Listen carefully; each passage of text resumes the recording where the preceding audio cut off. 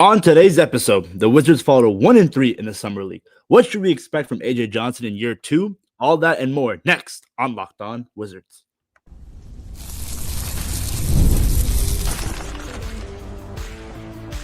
You are Locked On Wizards, your daily Washington Wizards podcast, part of the Locked On Podcast Network. Your team every day.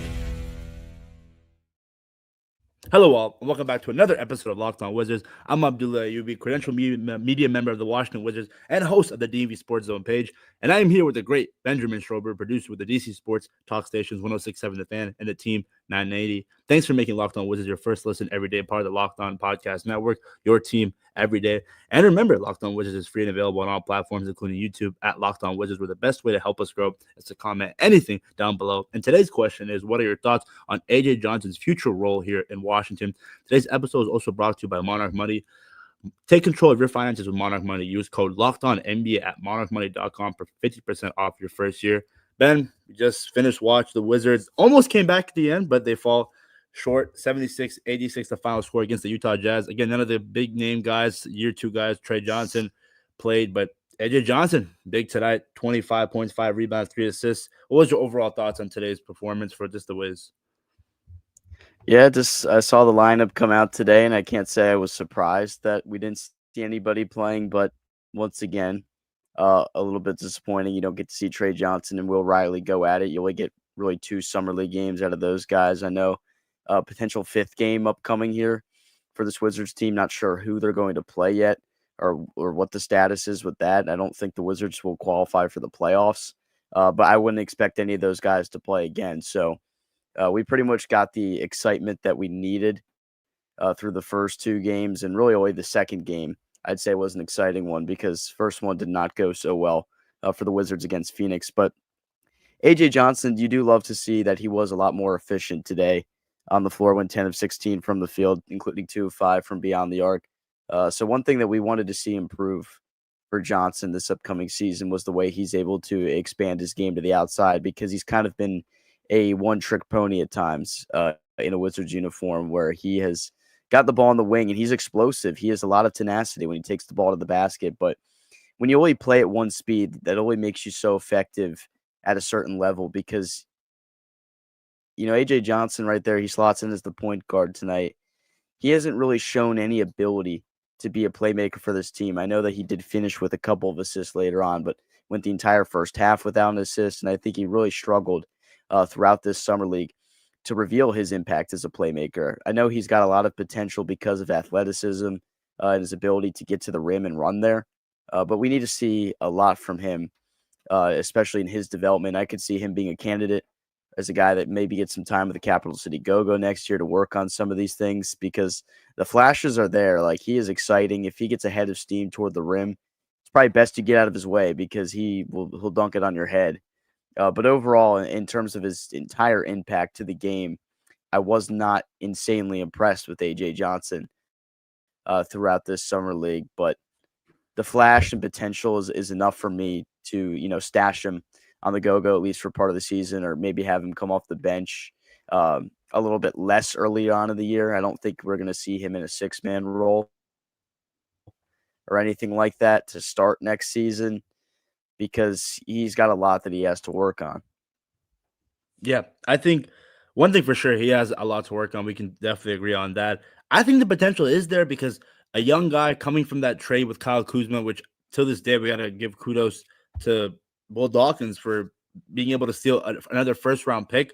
And last year, when given the opportunities and showed up in crunch time, I think it was against the Brooklyn Nets, where he had a baseline reverse dunk, which was insane, that had clutch shot after clutch shot. He's shown flashes, and this Summer League definitely was way more efficient tonight. Like I mentioned, 25 points, 5 rebounds, 3 assists. I just want to see more of it, and I think it does start with the Capital City Go-Go. And he's also in a predicament where there's just so much talent on this young squad, and with where do you put him at the guard position with Trey Johnson, CJ McCollum, you have Bob Carrington, so maybe it'll be a trouble to find himself a role in this lineup. But I definitely think if he could reach that potential and becomes more efficient, that playmaker, he already has athleticism. I mean, he is so freaking athletic. That burst of speed, that first step is just insane. We always emphasize it. So it's just something that we definitely want to see him improve on. And I think it all starts from the Capital City Go-Go.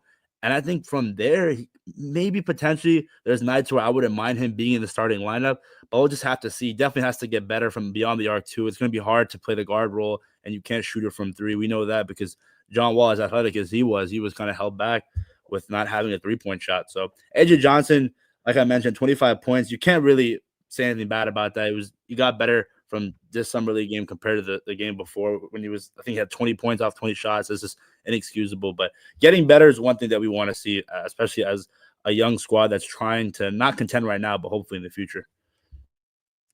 It's just for me, not to discredit AJ Johnson and the other guys that were out there tonight, but it's hard to watch these kind of games because I know it got a little bit interesting, I guess, because a 16-0 run at one point late in the fourth quarter to help the Wizards come back a little bit and maybe save face from this being a complete blowout, just a 10-point loss tonight. But I mean, this was a Utah team that was also playing the majority of its backups. No Ace Bailey playing in this game, so you look at it this way for the Wizards, your backups are out there kind of getting trashed out there by other backups, which I know was to be expected. Like, you're not expecting a super good Wizards team. You're not expecting the backups and all these guys that probably won't even make the roster to do much out there. But this summer league, I feel like this is a real opportunity for a lot of the guys on our squad to get some legit run out there to try to build that chemistry and work on some things out there, whether that's Bob Carrington learning his new role as the point guard.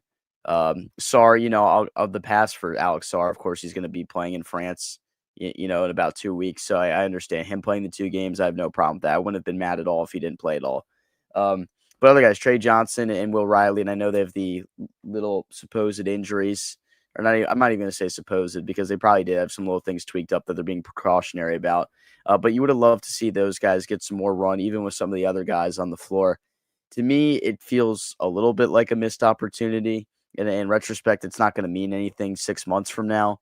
But it's just a little disappointing. Like, watching this game tonight, I'm just kind of, there's not a whole lot for me to get excited about there. Yeah, AJ Johnson is out there. Jir Watkins has looked good throughout the summer league. I think he's a piece that looks Leaky like someone. Black had a really good game, Ben. 10 points, 11 rebounds, 4 assists, 2 steals, 4 blocks. Still don't know what his future holds. I think the only guys I was super, super concerned about watching, of course, was Johnson and Watkins. I think Watkins has proven to me that he's a guy that's going to fit in actually in the rotation here at some point in DC, just because of how good he is defensively. And there's going to be flashes where he shows himself revealing his potential offensively to become that Lou Dort type player. But still a ways to go for that. But I think he showed a lot of good things here early on in the summer league. I wish we would have seen more from everybody.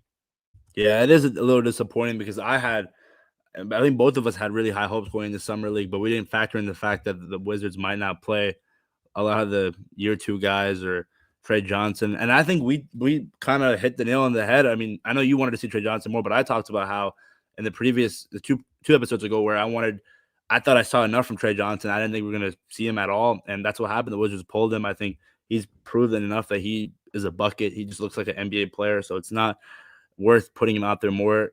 Potentially him being injured was an option and something that could definitely happen if he was playing down the stretch, especially since this game it was a blowout essentially, but at the end of the Wizards went on a 19-0 run we were talking about, which is insane. But overall, the summer league 1-3 right now. I think you mentioned it, Ben, or I think we talked about it off the air.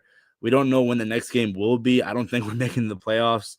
It's just so funny because I thought this team was really, really stacked roster wise on paper, but we had championship aspirations. For the summer league. The summer league. Yeah, that's the state of being a Washington Wizards fan right now. But we got hyped up for the summer league, and then they said, "No, you're not even gonna see wins in that because no one's playing."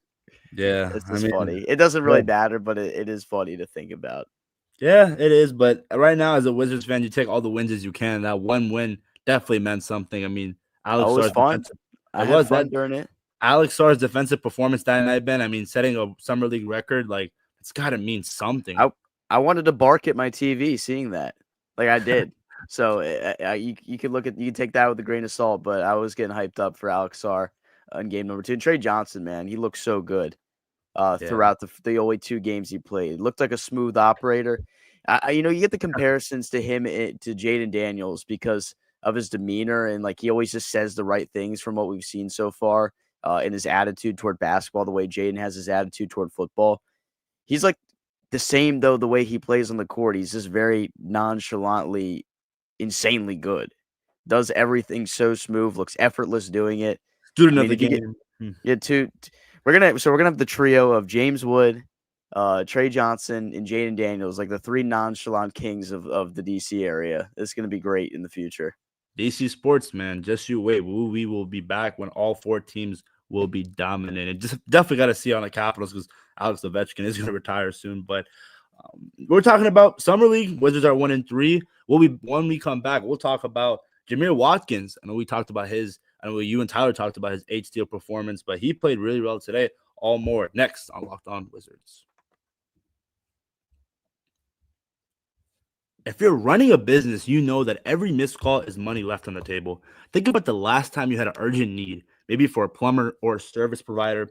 If the first person didn't answer, did you wait? Probably not. You moved on. That's why you need OpenPhone. OpenPhone is the #1 business phone system built to streamline and scale your customer communications, all from an app on your phone or computer. OpenPhone lets me manage business calls and text from a single app. The shared inbox feature is a game changer. Your team can jump into any conversation instantly without missing a beat, and their AI agent handles after-hour calls, answers common questions, and captures leads, so you never miss a call. OpenPhone is offering my listeners 20% off your first 6 months at openphone.com/lockedonnba. That's OPENPHONE.com/lockedonnba. And if you have existing numbers with another service, OpenPhone will port them over at no extra charge. OpenPhone, no missed calls, no missed customers.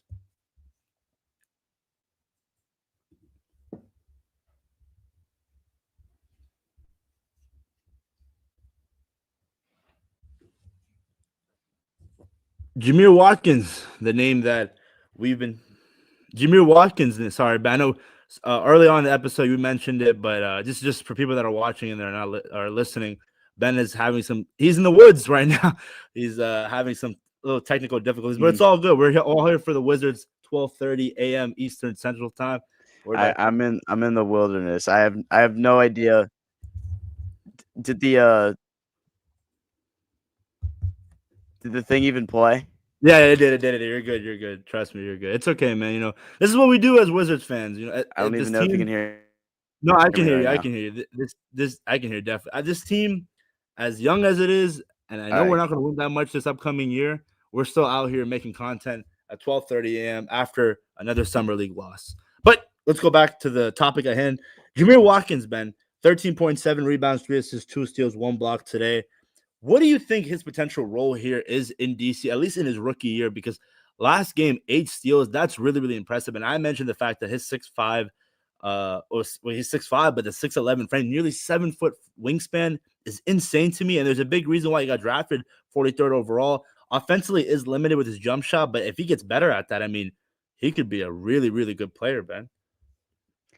I think defensively, he's shown so many good things for this Washington franchise already throughout the first couple of summer league games he's played. And Tyler put it really well yesterday, very astutely, said that he got to watch him a ton at Florida State because his sister went to Florida State. His family would watch all the Florida State games, and he was hyped up to see this team draft Jir Watkins because of the pure raw potential that they saw from him, how good he was defensively, how high his basketball IQ was, and what he was able to do at such a high usage rate playing for that Seminole program. I think he's somebody who instantly fits into this rotation just because what he gives you night in, night out basis defensively.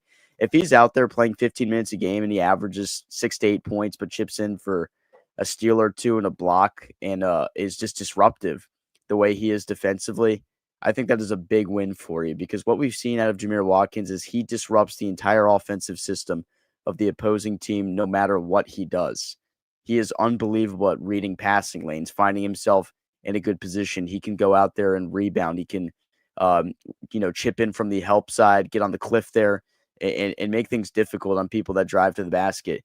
Jir Watkins is a guy that just knows what to do defensively. And that's not something that you always see from NBA players. We preach the capital E word, effort, for defenders, and that's never been a problem for a guy like Jir Watkins, but he has the intangibles. He has the brains to be a great defender in the NBA, and that's not something that everybody has. He is just so intelligent with every single move he makes on the basketball floor. There is everything is being done with a direct purpose from him, and his basketball IQ is what leads to him being one of the better defenders I've seen drafted by this organization in quite some time.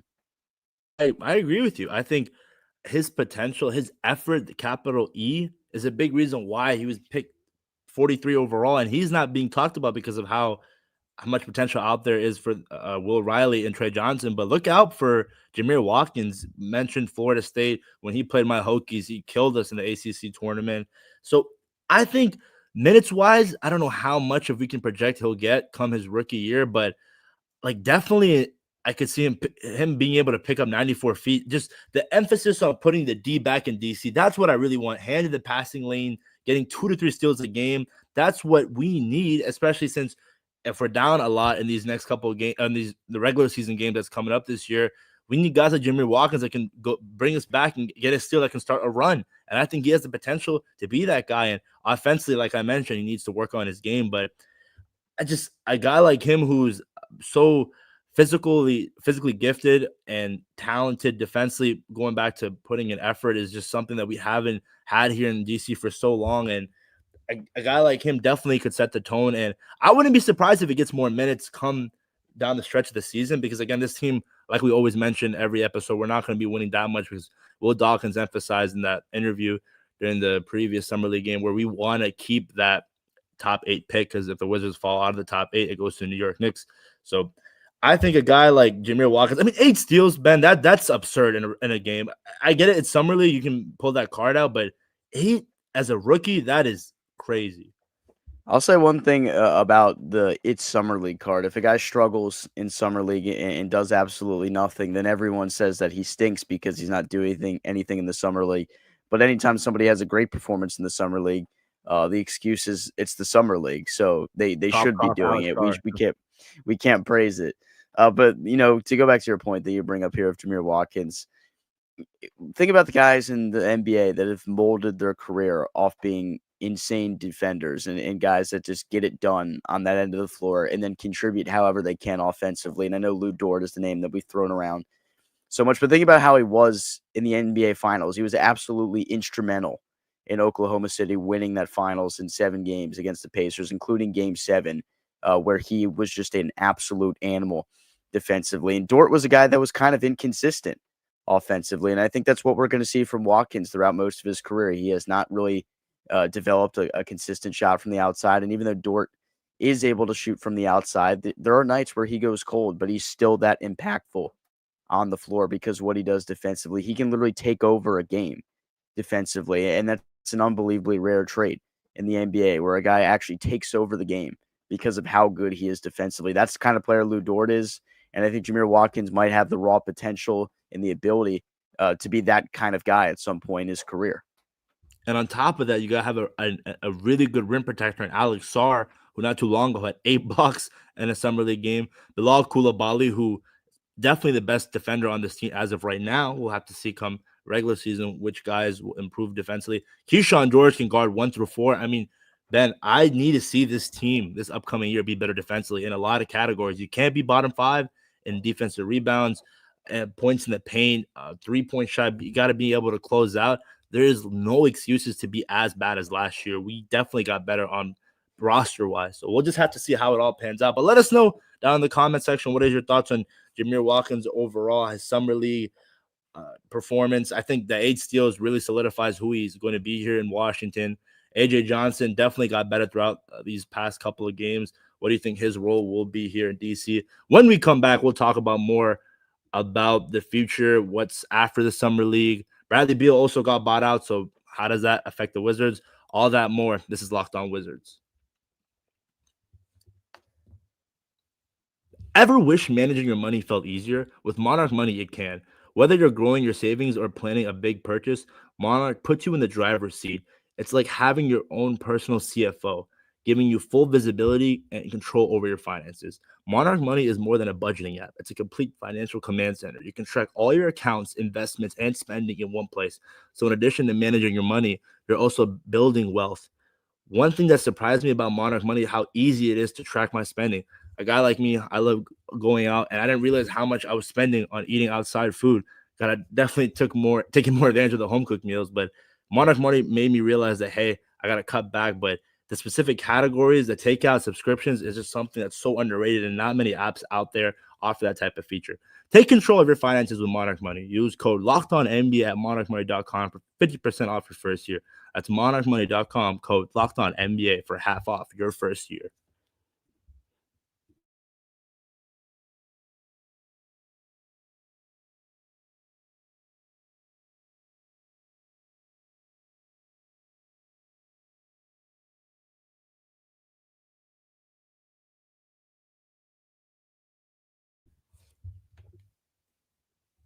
Problem. Again, we apologize.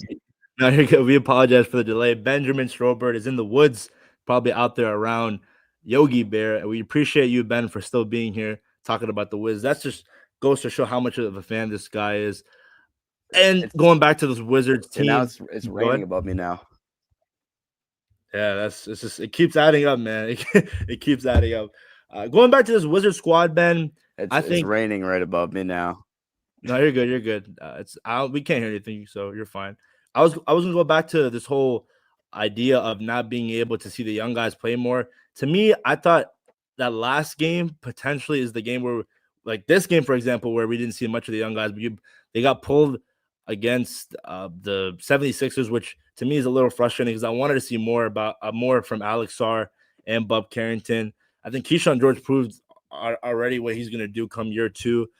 Do you think the Wizards or just in general, JJ, Allah should have played more of the young guys and held them out this game compared to just taking all of them out last game?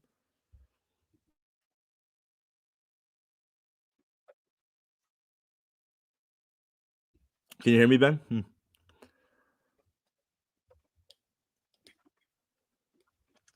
Yeah, I was overall disappointed in what we saw from how nobody played. I think you can. I feel like everything I'm saying, you're hearing it like seconds later, which is the problem right now. But everyone's eventually going to hear this at some point. But the one thing that seems to be the big problem for me about this is you can hear in the tone of my voice right now. This watching that game is just so even all you can really hope for is to see AJ Johnson go out there and play make and perform his best. Jir Watkins go out there and give his effort. I feel like it's a missed opportunity for a lot of these guys to build chemistry and work on a lot of things that are going to be important going forward. I think Bob Carrington, the role that he's going to have this year, being the primary point guard, at least to start the year, you wanted to see more of him playing out there. You wanted to see him working on more things that were going to be relevant to his game going forward in the future, beating his man off the bounce and getting to the basket. And we know what Bob Carrington can do as an off-ball two guard. That's been apparent for him for a very long time already through the 82 games. And I guess it's not a long time, but it feels like a long time for this Wizards team because everyone is like 21 years old. But we kind of know what these players are going to be like. But you want to see them in a different role. You want to see how they improve on different things they've done throughout the year. And I think that was the biggest thing that disappointed me about this summer league is we didn't really get to see a lot of that because we always saw the guys play 2 games and one of them was just kind of a dud. Yeah. Yeah. And maybe it's the Wizards coaching staff saw that we've seen enough and they proved enough, and that's a sign for optimism going into the regular season. But I think as young fans, you mentioned that we want to see the development, the team chemistry. It all starts off with small things. Those small things build up in the summer league, and everyone mentions how summer league this, summer league that, but I think it's a great time, especially as a young Wizard squad, because like I mentioned, a lot of these young guys on this team are going to be the starters come the regular season. So that's what you wanted to see. One guy that I forgot to mention throughout the live stream was Dylan Jones. He had a lot, 19 minutes today, 12 points, 1 rebound, 1 steal. He not too long ago was traded from the Oklahoma City Thunder to the Wizards. I think Sam Presti gave up 5 second-round picks to move up and draft him. So he's a guy who maybe could crack the rotation come regular season time. But Like, it will be difficult because of the amount of young talent that you have on this team. And with all this young talent that we have, like you mentioned, Alex R, Bub Carrington, Keyshawn, AJ Johnson, Justin Champagny, Tristan Vucevic. You just traded for Cam Whitmore, Bilal Coulibaly, year 3, that jump that we're always talking about. There's just so much we're going into the season with headlines of what's going to happen. But the one thing is for sure that this team is going to be fun to watch. And that's honestly right now at the stage of the Wizards, the current state of the Wizards, that's what all you could ask for. Yeah, I 100% agree with you. And it's the roster coming into the summer league. We had high expectations because as Wizards fans, we have like nothing to be excited about but a young core of players and what they could be. And could, I'm putting such a point of emphasis on that word because everything is unknown for us. I mean, think about the Oklahoma City Thunder. We're in the same position as us at one point. They had a super young core and they didn't know how things would turn out. And look what happens a couple years down the road. They're NBA champions.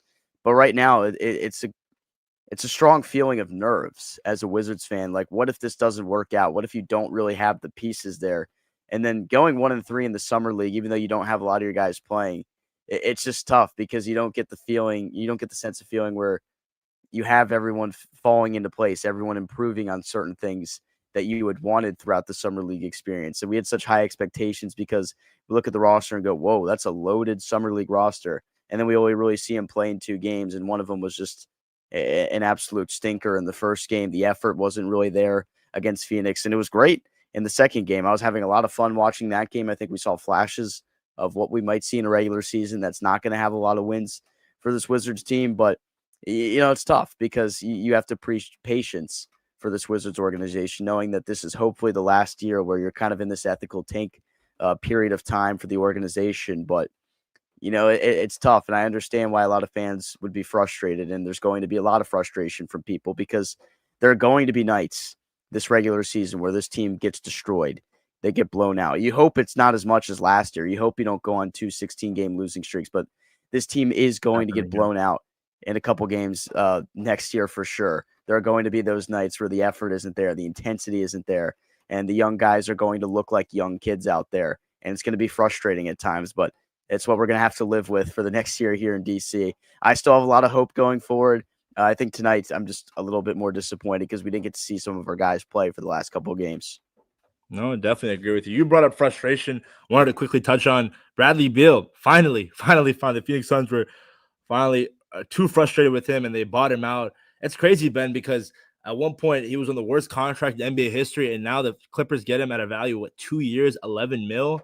That is something. Well, I mean that the whole saga is over because for a long time it seemed like there was kind of this standoff between Beal and the Phoenix Suns. He was saying, "Hey, I'm good, man. You know, like I got my no trade clause. It's pretty chill. Like you guys don't want to play me, fine. I'll chill out here in the desert. I got my family out here." So from that standpoint, I understand that Beal has all the leverage in that situation, but I guess it came down to it. Beal did finally want to play at some point, and Phoenix was willing to give in and get this buyout done because I don't know the details of the buyout. I'm not sure if that's even come out yet, but I'm be pretty sure it's a very substantial amount of money for Bradley Beal because I think he was set to get like $111 million over the next 2 seasons. So that buyout has to be insanely substantial for him to agree to that because how can you turn down that kind of money if you're not even expected to play that much because Phoenix really had no interest in him playing there anymore. For the Clippers, I think it makes no sense. I really don't. I think Bradley Beal going there is a guy that's going to come off the bench and score for them. I don't think it does anything. I've always been critical of the Los Angeles Clippers, one, because I don't think James Harden is a guy that's ever going to win a ring. He's a guy that constantly does not show up in big games in the playoffs. And everyone told me for so long that playoff Harden was a myth, that he was a perfectly capable playoff player. He's terrible in elimination games. Like he's a dude that's just not going to win a ring. That's just how I feel about James Harden. And call me a hater, fine. Like he's a first ballot Hall of Famer. I get that. He's one of the best talented scorers we've ever seen in the game. He's just a dude who's not going to win a ring. Bradley Beal, another guy that's probably not going to win a ring. He went to a super team out there in the or supposed super team with Booker and KD, and that team stunk. Beal stunk in the playoffs too. Like I'm not even trying to hate on Bradley Beal or anything right now, but I don't really even understand the move for the Clippers. I guess you're getting them for cheap, but that's it. It's insane, Ben, how at one point, this dude, Bradley Beal, was averaging 30 a game. It was second behind Steph Curry that one year in 2021 behind the scoring title. And to where he is now, I mean, 2 years ago when that trade happened, everyone was talking about how we got fleeced by the Phoenix Suns. But man, with those pick swaps coming in the next couple of years, Phoenix, I don't know what they're gonna do. Devin Booker, I know he just got paid, but I don't see him winning in Phoenix anytime soon. That team that they had with Ayton, Paul, maybe they should have ran it back, but I mean, it is what it is. They're in this situation now, and the fact that they bought out Bradley Beal for that, I mean, paying that much for buying him out, I mean, that just goes to show that they just did not want him in Phoenix at all. Yeah, that's just kind of the situation it had been in. It's a tragic fall off for Bradley Beal, considering how beloved he was. One in DC, played here for 10 years, and he was a great guy for the community and was very well liked by everyone because of what he did. And he got the tag of being the loyal guy.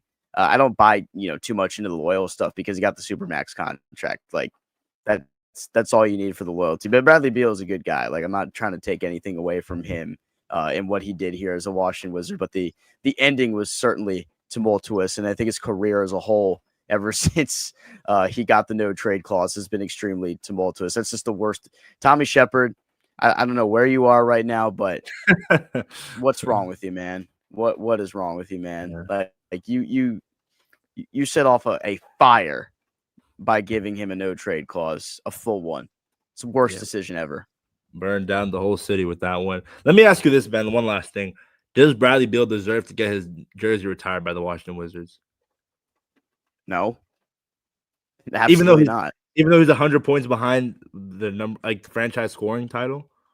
No, I just the Wizards don't really have players that are deserving of the jersey getting retired. Like, you got one team that has won an NBA Finals in DC, and they haven't even won 50 games since 1979. So you can't even retire John Wall's jersey at this point. Those guys have done insane things for the city. You really you need to do a lot. Like, we're seeing who's getting their jerseys retired for the Washington Commanders right now.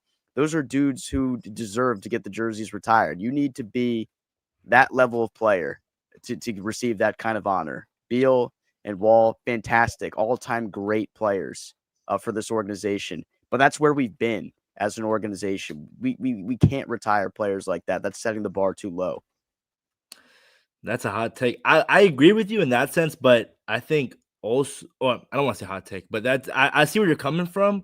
But I think, Ben, because we're comparing it to the Wizard standards and our history outside of the one championship, I think they fit the mold. Maybe not Bradley Beal, but John Wall, I think so, just because the city was literally on his shoulders. I get that too. I totally get that. I say there's more of a case for John than Brad, but I mean, I would agree. I would do Walls before Beal for sure, but neither of them I would retire at this point, because I feel like you need to have greater playoff success to achieve that. This team never even got to conference finals, so I just look at it like that. It's tough, and I know it's not like it's their fault or anything like that, but that's just how it is in sports. It's a tough and cruel and unforgiving world. Yep. Benjamin Schober, guys, the James Harden anti. I'm the truther tonight, I guess. Yeah, he is the truth. It's not Paul Pierce. It's all about Ben Schober tonight. Thank you, Ben. Thank you guys for being patient tonight. I know the technical difficulties. Ben is still out there in the woods. And thanks again for making Locked On Wizards your first listen. For your second listen, find the Locked On NBA podcast where there's no offseason. Doug, Matt, and Hayes keeps you up to date on contract negotiations, rumors, and everything you need to be the most informed NBA fan. Find Locked On NBA on YouTube or wherever you listen to podcasts. Part of the Locked On Podcast Network, your team every day. Thanks again, guys, for listening. I know it's really late. It's almost 1 a.m. on the East Coast. If you're still listening, make sure you like, comment, subscribe. I appreciate the support. Really means a lot. Talked about the Summer League 1-3 right now. We don't know the next game. We'll definitely break it down on social media. Make sure you follow us on social media, X, Instagram, TikTok, all the above at Locked On Wizards. Ben, stay safe. Don't get eaten by a bear. I'm going to try. Thank you guys again. Hail to the Wizards, and we're out. Peace.